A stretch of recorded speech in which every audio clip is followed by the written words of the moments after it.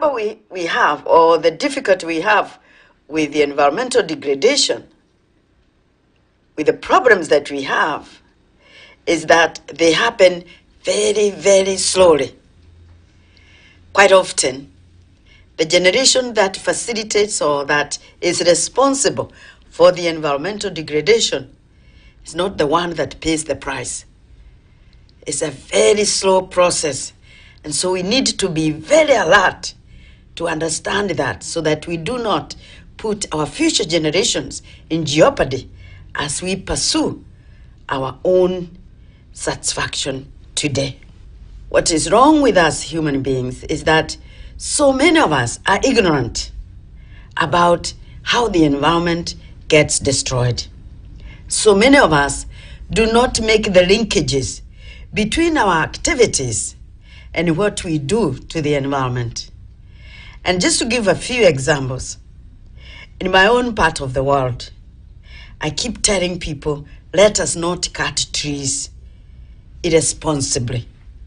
Let us not destroy, especially the forested mountains.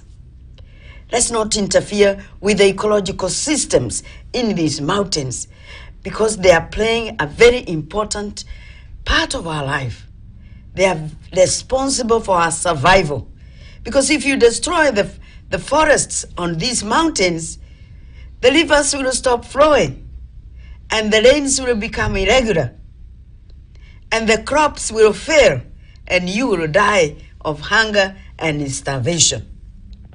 Now the problem is, people don't make those linkages. They don't see how cutting trees in the forest will eventually make them die of hunger and starvation.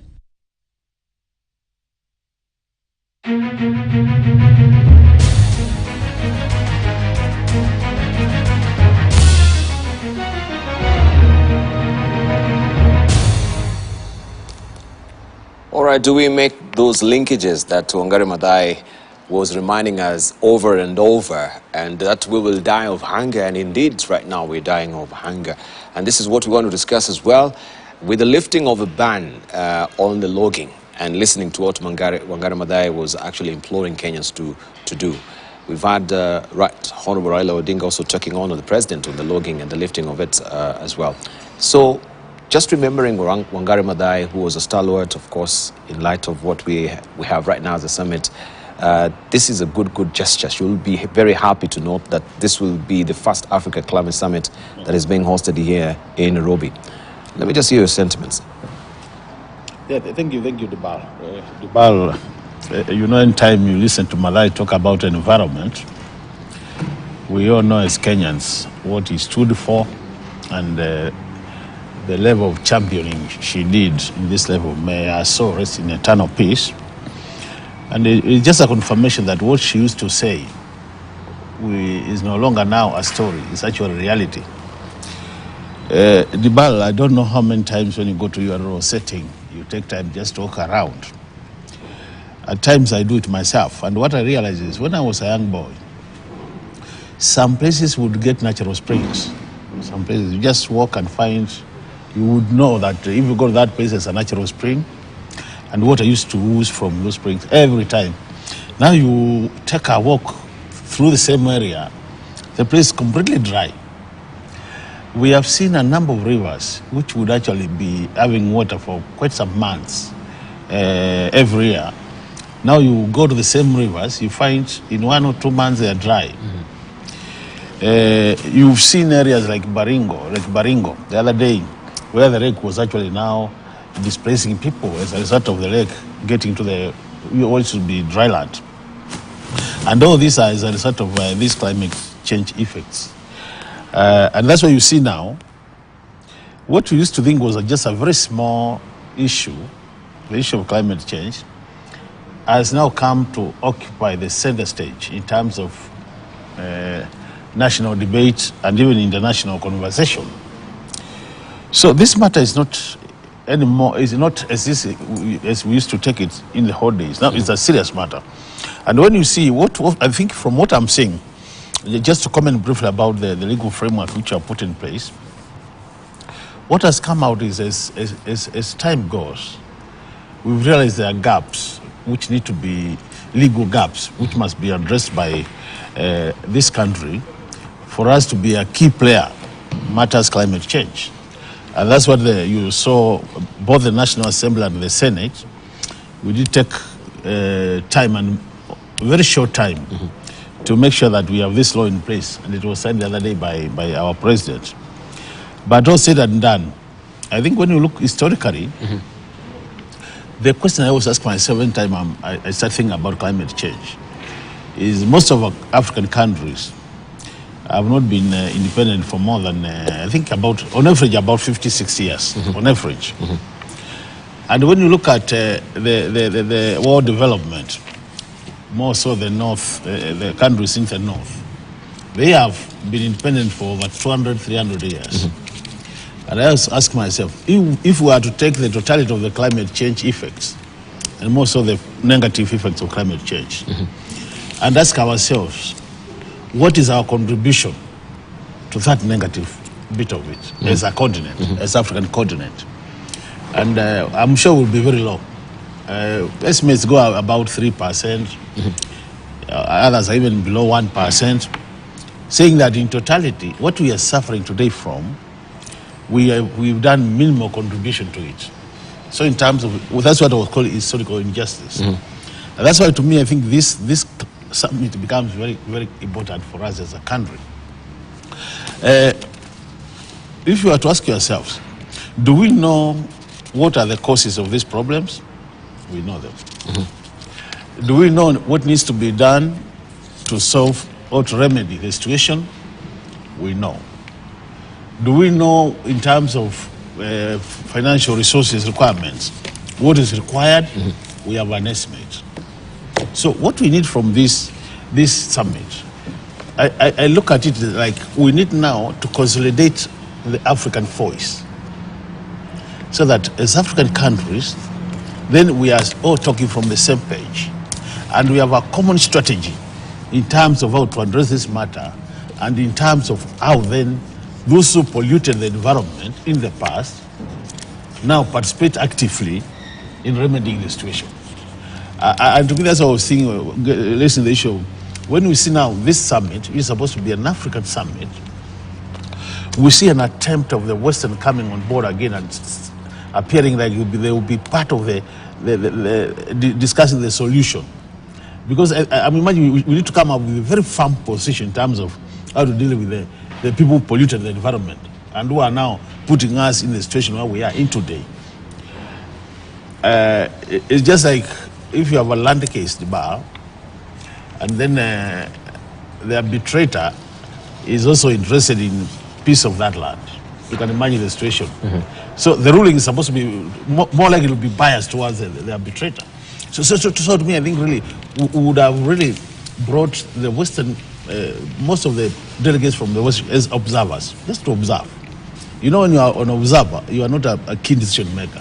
So you only observe and say, we know this is being done, so that if you go back to your countries, you can start reporting. And to me, one of the key issues I will be looking forward to is the issue of financing the issues of climate change, so that we remedy the issue. And that's why this bill about the issue of carbon trading and all that. Carbon trading is just one of the small elements. And we are now being told plant trees to make money. That is good. But I think there's much more which needs to be discussed in terms of issues of technological transfer. You've seen now the issue of the electric car, which is now being, you saw a president riding in an electric car, which is good in terms of polluting the environment.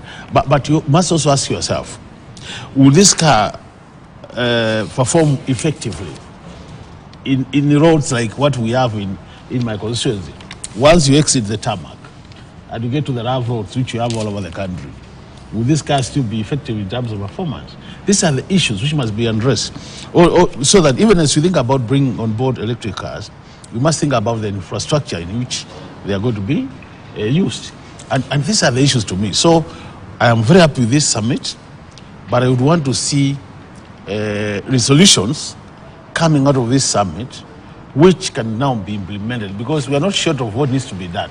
We are short of the implementation matrix. All right. and the timeline. Okay, but I haven't had you mentioning, of course, the lifting of the ban. Yeah, the ban, you know, the other day we didn't discuss here, and we said, you know, generally, when you lift the ban, the logging ban, it means then we are cutting trees. And at the same time, we are talking about then climate initiatives, climate change initiatives in terms of improving. So what I think is really, is that it might appear like it's a double speak, that you're actually giving with one hand and taking out with the other hand. But you realize, the other time we said that we also have commercial plantations where trees have been grown for purposes of, at the right time, maturity level, they can actually, yes.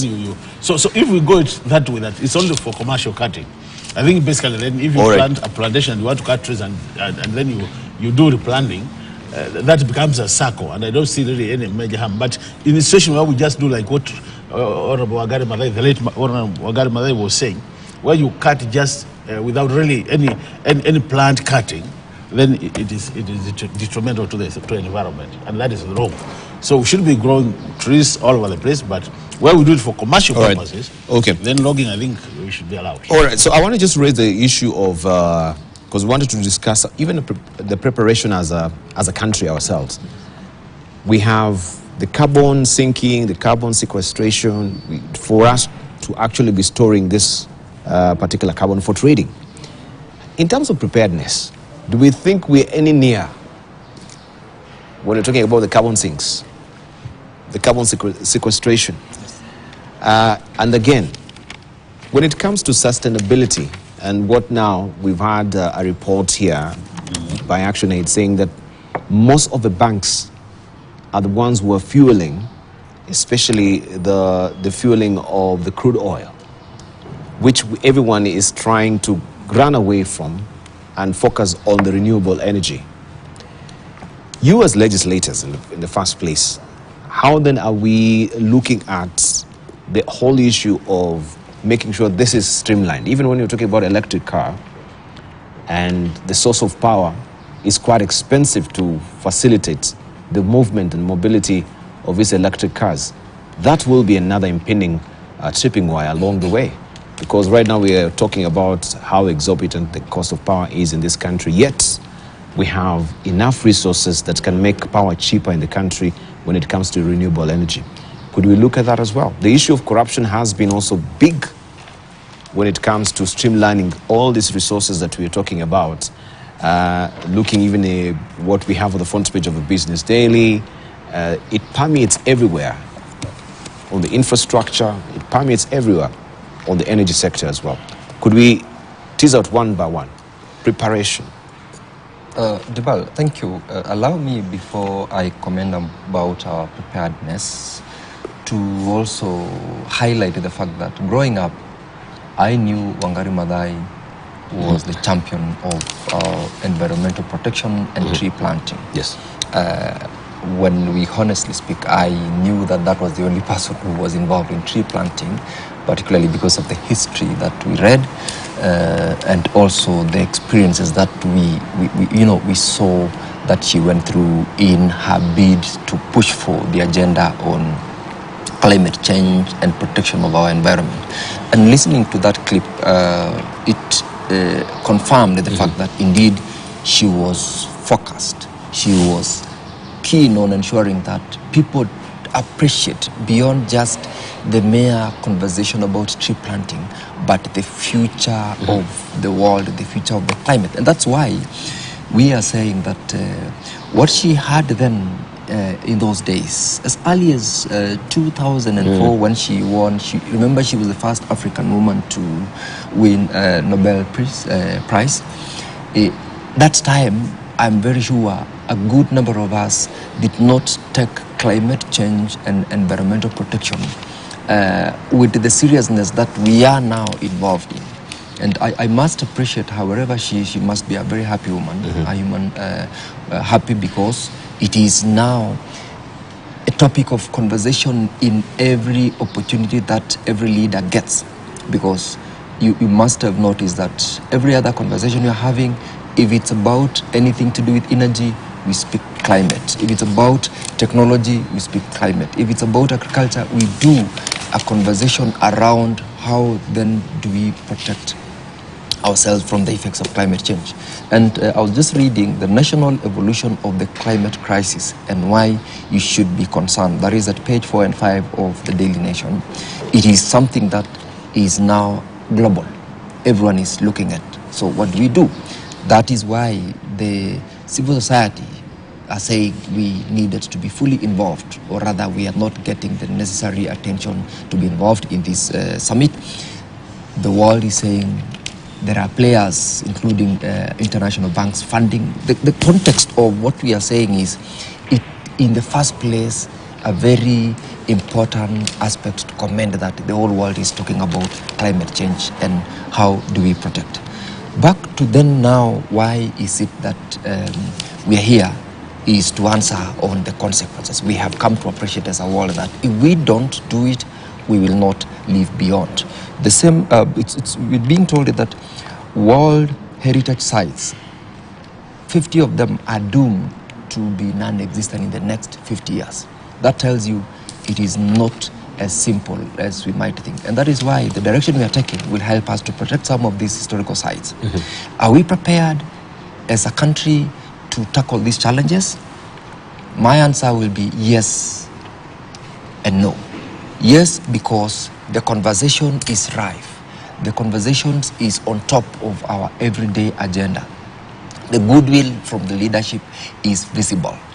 Everyone else is involved, starting from the county governments, and this is also one of the things that the amendment to the Act also had introduced.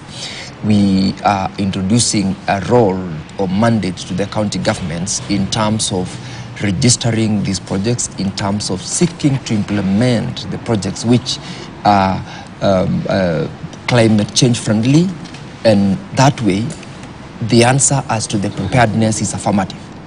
We are involving everyone.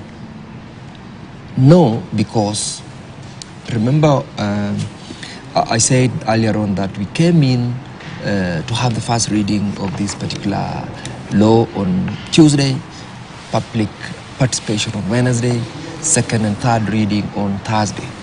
To the extent that this is such a crucial law that you are putting in place, it's also important to know that there are certain aspects of it which, owing to the summit that was coming up, much of it was brushed through.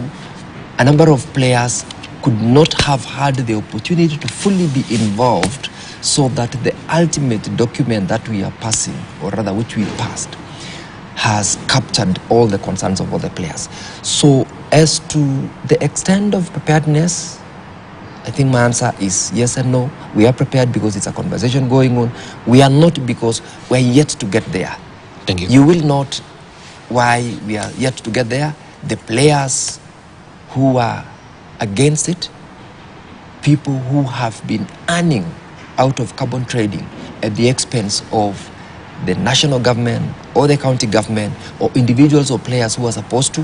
Why? Because there hasn't been regulations in place to ensure that if it is the BAL and team who are implementing a project that has got an element of carbon trading, they are supposed to benefit. The apportionment of that benefit has also not been there. So we are headed in the right direction. Thank you. In terms of preparedness. Indeed, we're headed in the right direction as the President has assented to the Climate Change Amendment Bill 2023. That was on Friday last week, September the 1st, setting the stage for the regulation of carbon markets. The new law will also bolster Kenya's ability to mobilize resources to strengthen its capacity for climate resilience initiatives. And with the new law, Kenya joins several countries right now globally, including South Africa, India, Indonesia, and Vietnam, in efforts to step up domestic carbon trading markets as the need for more financing towards combating the adverse effect of climate change. Kenya will soon have carbon registry, which will allow trading in carbon credits. And this is from Clause 6, where it's been amended. It's been amended there, Section 8 of the Climate Change Act, to empower the Cabinet Secretary to appoint the designated national authority for market mechanism and any other mechanism deriving the Article 6 of the Paris Agreement. The designated national authority appointed shall also maintain the National Carbon Registry established under new Section 23G, the National Assembly indicated in its brief to the President. And this is what we need to know, especially when it comes to civic education on this. I think the person who can speak quite authoritatively on this is Wilson Sossion. How then are we preparing our children in light of the specter that we have with the climate change, especially with the curricula that we do have, and making sure the public also is fully aware of what will be exceedingly beneficial for them when it comes to carbon credits, and what are carbon credits anyway? So, Wilson Sossion, thank you for joining us this morning. Yeah, thank you. Good morning. I think the big news is that as a country, we are getting aligned to participate in this big agenda of climate change and engaging in actions. And those of us who remember very well, I know Kenyans during elections are looking at other things, listening to other things. Climate change agenda was part of the plan of the president, and he spoke about it. It is in the plan. You can have a look at it, and it's exciting that he has taken a lot of decisive action in championing the same within the continent of Africa. And of course, now there is a legislation. I think that's where to begin, because without a legislation, then you'll be talking in an empty space. You'll have no legal framework of dealing with many issues related with climate change. And things to do with civic education for the public now, to understand the contents of the pieces of legislation and the government policy frameworks that are in place. Because of course, when you talk of carbon credit, people don't understand what it is. And a lot of money is getting into the country, and it's not getting down to the people who are affected by the effects of climate change. Like now, Kenyans cannot produce food. And Dibal, scientists have indicated that if nothing is done to reverse the fast changing weather situation related to climate change, by the year 2050, here in Kenya will not be producing food. And that should scare everyone. We are now feeling extreme change of weather in terms of heat waves. We've seen cyclones in the continent of Africa we've seen prolonged droughts that we've never seen before. The rivers are drying, and the ecosystem is under absolute threat, and is a matter of real concern. You've asked about civic education. The most important thing now, Kenyans should shift from discussing politics of politics, and now discuss politics of climate change and be part of this conversation. And it's good we have this event here in Kenya for the continent of Africa, so that Africa can freely now give solutions, global solutions to the challenge, rather than being participants. Dibal, if you look at the SDG agenda, where is climate change listed? How is it prioritized? It is number 8. It's not given much priority. Yet the people who get affected with the climate change are the developing economies in the global south, particularly Africa. We are the biggest victims of the effects of climate change, and therefore things to do with compensation from the industrial nation, proper compensation of African countries is a matter of conversation. This one, it should be won in this, and it requires African leaders to speak in one strong voice, so that even matters of funding in terms of carbon credit and more money coming in to Africa should be the big agenda. Number 2, in terms of development funding, that is a conversation that has been spoken about. African countries have been relegated not to develop, and not only African countries, even the global south, we've been relegated not to develop because of very high interest loans that they're able to access. But the industrial nations that are emitting carbon can access loans at the lowest interest rates. This is one aspect. We have to balance the global development, and consider also compensating African countries in terms of development, their own internal development agenda, and accessing easy credits so that they are able to mitigate the effects of low levels of development. And then there is whole business of restoring the forest cover. You see, the only solution to absorb carbon that is emitted is improving the forest cover. And in fact, scientists have even indicated that the grass cover does very well. But you cannot have grass cover without raising the forest cover so that you can improve situations of rainfall so that you can have more grass cover. And Africa has a lot to do in terms of restoring its forest cover. For example, Kenya, we are at 12% forest cover. And the target is that by 2030, we should be able to raise it to 30,000. And it's a huge challenge to regrow trees to maturity. It's a process. And that is why it needs a lot of internal strategies. And Kenya cannot do it alone. You know, this is an activity that a nation cannot say, oh, we are doing it in Kenya, when Uganda are not doing it and the rest of the countries are doing. There must be uniform activities across the continent and, of course, across the globe. And that is why the issue of funding comes in. How are we aligning the county governments to put more resources and to put effective intervention measures in place of really growing trees and improving our vegetation cover? What are the intervention measures of national government? How are the legislators also coming in? Makali Muli here with his CDF and the senators and the rest. There are a lot of resources. How are we integrating all these existing resources so that we can improve the forest cover? And we cannot do that because the land holding in Kenya is individual. So you must negotiate with the individual citizens so that they can participate in these program rather than cutting.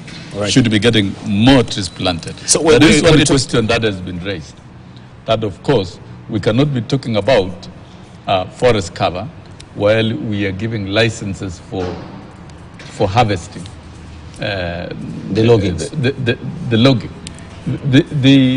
You know, the timber is a product that is required within the economy. I don't need to explain the use. And part of what has been released for logging, the licenses, the pine forests, the pine farms, the cypress farms, the eucalyptus farms that are grown for these commercial reasons. If really we want to leave these forests not to Peter, then we have to revisit our legislation and our policy and agree. Are we now doing away with these forest blocks that are legally set aside for commercial use? And if we are going to set aside, then what will be the solution in the construction industry? And are we able to move fully to metal extraction and utilization of metal in the metal products in the construction industry? These are painful decisions that we have to take, and it has to be a process away from, apart from considering also the green energy. Green energy, of course, there have been arguments that it may not be economical, but you see, we are talking about reducing the utilization of the fossil fuel. Right. I just want to get clarity. When you mention the 12,000 to 30,000 forest cover, I mean, what metrics are you using? Because I'm thinking maybe you're referring to the 10% that is required, and we've surpassed that by 12.3% of forest cover. Maybe just to make it very clear, what metrics are you using? The forest cover, the data that we have in the country is that currently we have 12% forest cover. We've surpassed the 10%, which is yes, we've surpassed 10%. Thank you. And the national government objective is that we should be able to elevate it to 30%. Thank you, 30%. If we elevate it to 30%, then as a country, we'll have contributed very immensely to the global intervention program. Thank you. I just wanted to get clarity because you mentioned 30,000. Yes. Yeah. The African leaders are meeting here. This is an African conference. And I agree with Makali. Outsiders should not hijack and try and inject their own agenda. We have seen those concerns. And it's common in all these global fora.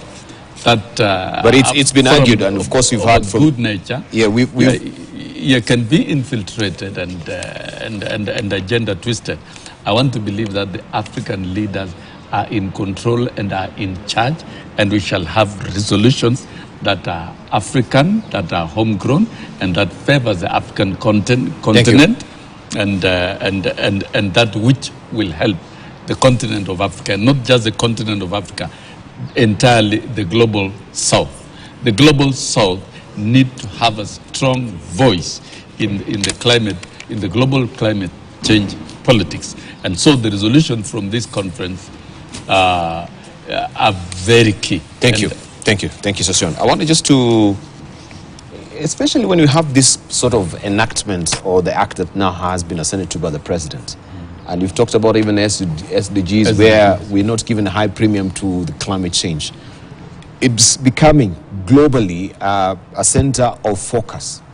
Why do we also have within the National Assembly not a committee dedicated to climate change? All that we have, maybe you'll advise me, all that we have I think is a caucus that you have also on SDG. Is there any committee or a caucus maybe on climate change? Do we have a committee dedicated to climate change and its effect, and what can be done to streamline this even from the legislator's perspective?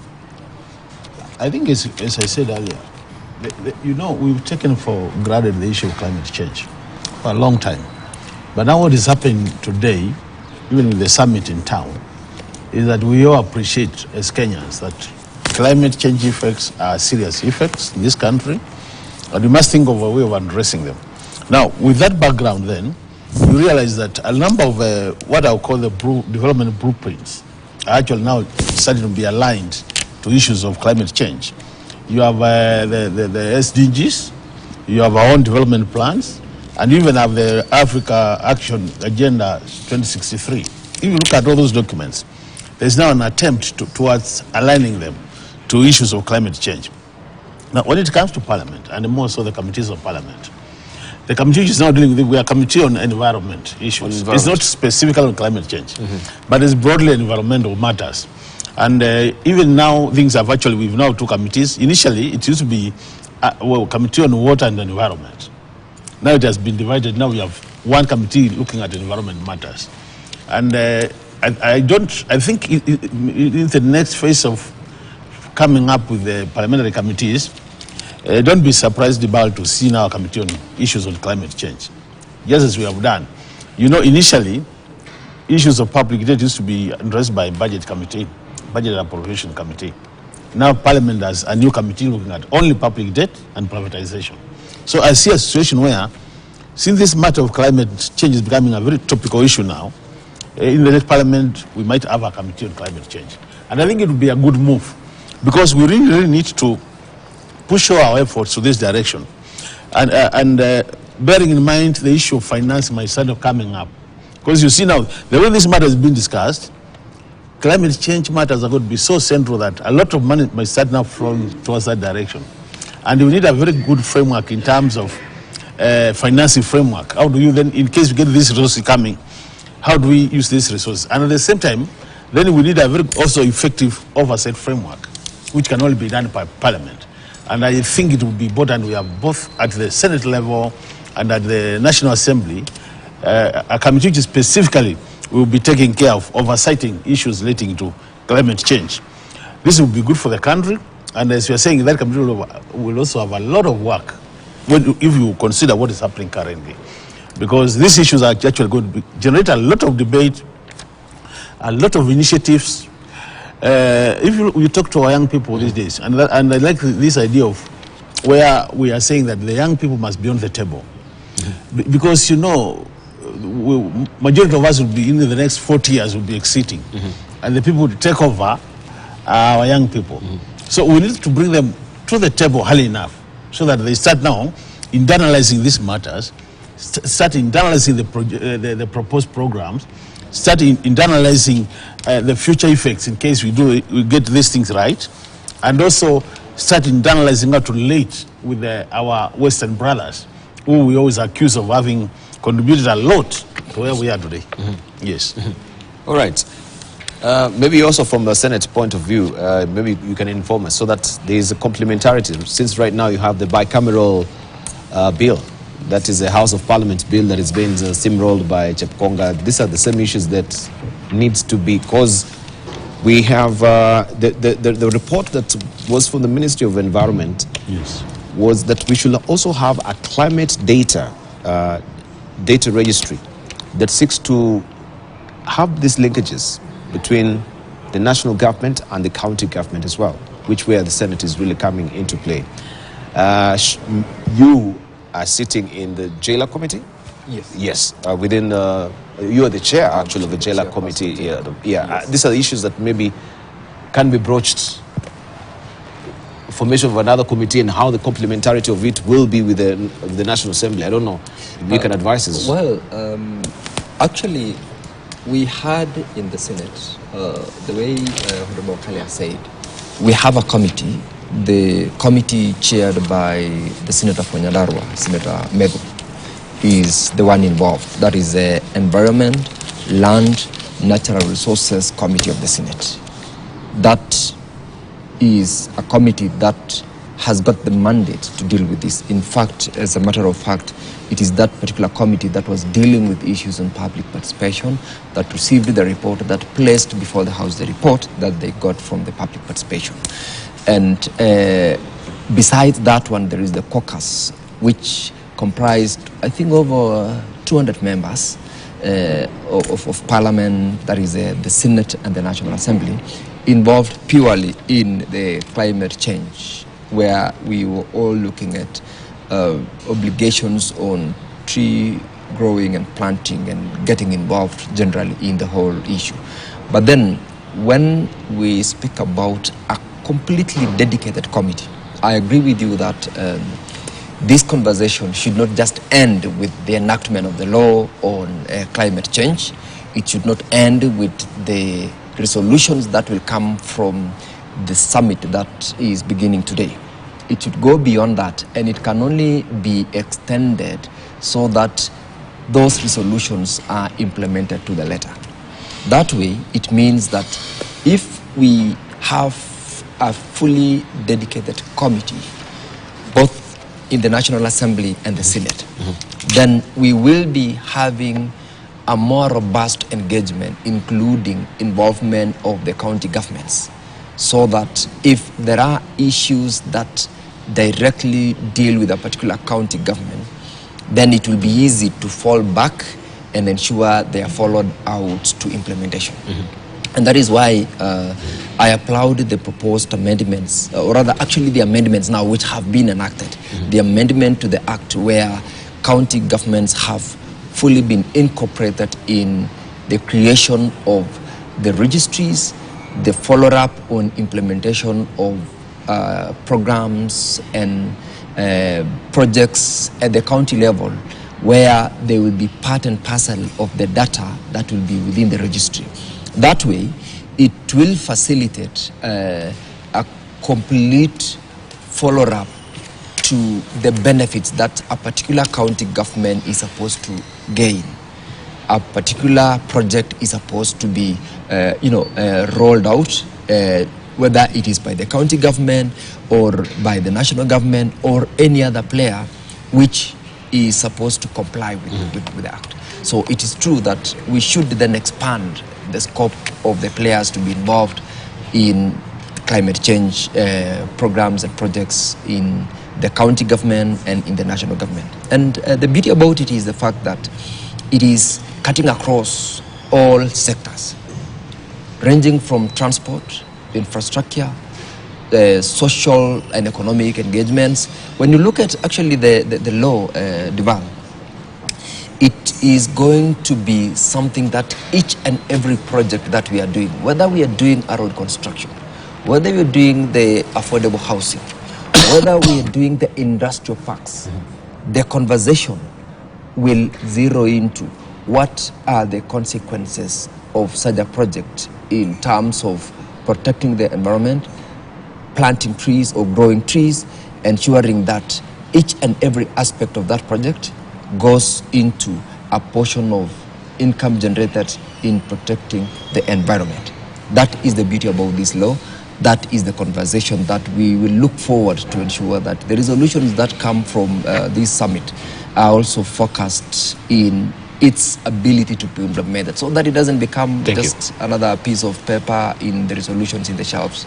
Lastly, even as we're winding up on this conversation about climate change, I want just to maybe pick your brains, Mr. Sonsio, because you are to head the particular docket as it stands.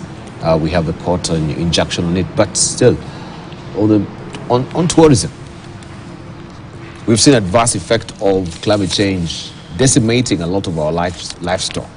The flora and fauna, wildlife, wildlife. Well, and the flora and fauna of this country as it is. So, what a threat are we looking at? Are there any data that we have so far? Of course, if you look at what policy engagement, if you look at the data, intervention, yes. If you look at the data about our wildlife, both flora and fauna, we are getting certain species getting extinct. We are talking about the most threatened species and more species getting to the list of the most endangered.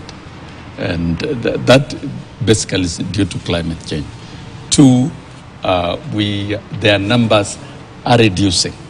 And so, the last cycles of drought saw quite a number of animals dying in our national parks, and this is a threat, and so climate change is not only affecting other aspects of life, even our wildlife, and by extension is going to affect our tourism if we are going to lose our great heritage of wildlife.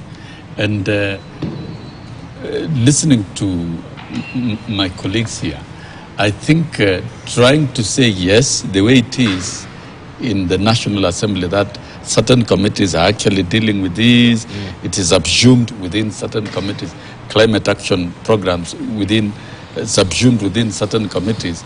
I don't think this should be consolidated. It should now be a standalone. Yes. Because you cannot talk about development without climate change. Even if you look globally, in terms of the SDG, I wonder why it was placed number 8. Because SDG 1 is fighting extreme poverty. You cannot fight extreme poverty before you restore our climate. SDG 2 is on food production. How do you produce food before you restore our climate? And 3 is held, and we can go on and on and on. And this expires, the SDG expires 2030. And I want to believe that the conference that is here in Nairobi and the others that will come before 2030 will be able to negotiate that in the next cycle of development agenda, when the SDG expires in 2030, we should now negotiate that item number 1 is on climate change. So number 1 should be on climate change before we talk of other items of development. And that is negotiated. And it's not very easy to negotiate and prioritize this SDG agenda. And that is going to put in place prioritization in terms of action, in terms of funding, and in terms of supporting parts of the continent that need to be supported. Globally here, I don't think it will be asking too much from the Senate and the National Assembly to have a completely standalone committees on climate change, purely on climate change, away from environment, away from land, and away from other entities, so that this matter can be addressed. Even at the Council of Governors, at the counties, it's important to treat it. When a matter is of great concern, like we've all agreed, it is not fair to subsume it and lump it with other development agenda. It should be a standalone item that the country the country must address. So that is both at the counties and at the national. So as a country, we must demonstrate that we are serious by getting climate action activities and committees independent, standalone, and working, and with the technical support and framework to really make it work. And in our education system, education remains the best weapon of bringing change and stopping calamities. We stopped and we slowed down the HIV/AIDS through education. And I am sure, things to do with climate action, we can do it through the children. As has been ably said by Makali Muli, our children are the next human resource of the next generation. They're the leaders of tomorrow. So then there is need, even as we review our curriculum, there is need to integrate climate change matters, at least in our curriculum and in almost every subject. All these things are doable. The thing is, do we have the will? Are we going to move from talking shops and talking in workshops and seminars and conferences and in institutions to action? We must now move from words to action in terms of matters of climate change. And I believe this is going to be a conversation in every entity. Only if it is given a priority, it becomes a standalone item. The president has demonstrated, because he has pushed it both globally and continentally, and we can see solutions to matters to do with green energy within a short time. We have motorbikes programs on electric motorbikes, cars, and now we have a bill in place. And I think this now provides a base for Kenya to participate effectively. But I think as a continent, we need to harmonize the frameworks and the approach.